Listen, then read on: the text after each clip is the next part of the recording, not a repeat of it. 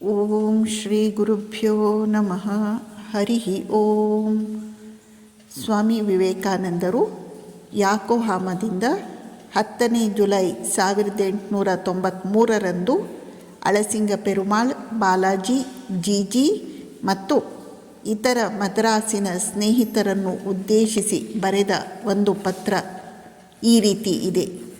ಮುಂದೆ ಬನ್ನಿ, ಪುರುಷ ಸಿಂಹರಾಗಿ ಬನ್ನಿ, ಮುಂದೆ ಧೀರರಾಗಿ ಸಣ್ಣ ಬಿಲಗಳಿಂದ ಹೊರಗೆ ಬನ್ನಿ. ವಿಶಾಲವಾದ ಜಗತ್ತನ್ನು ಸುತ್ತಲೂ ನೋಡಿ.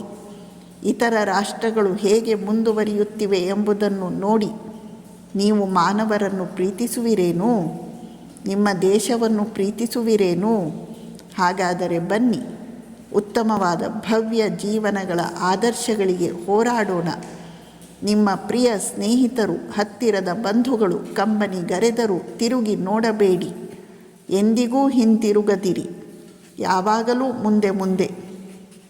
ಭಾರತ ಮಾತೆಗೆ ಕನಿಷ್ಠ ಪಕ್ಷ 1,000 ಯುವಕರ ಬಲಿಯಾದರೂ ಬೇಕು. ಭಾರತ ಮಾತೆಗೆ ಕನಿಷ್ಠ ಪಕ್ಷ 1,000 ಯುವಕರ ಬಲಿಯಾದರೂ ಬೇಕು. ಪುರುಷ ಸಿಂಹರು ಮೂರ್ಖರಲ್ಲ, ಮನಸ್ಸಿನಲ್ಲಿಡಿ.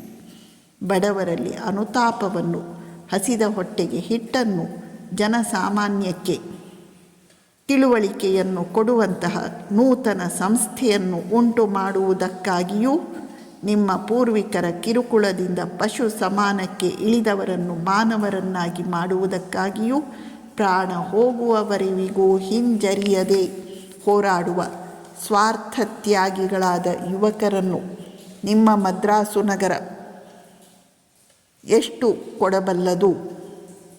ಎಷ್ಟು ಮಂದಿ ಯುವಕರನ್ನು ಕೊಡಬಲ್ಲದು? ನಮಸ್ಕಾರ.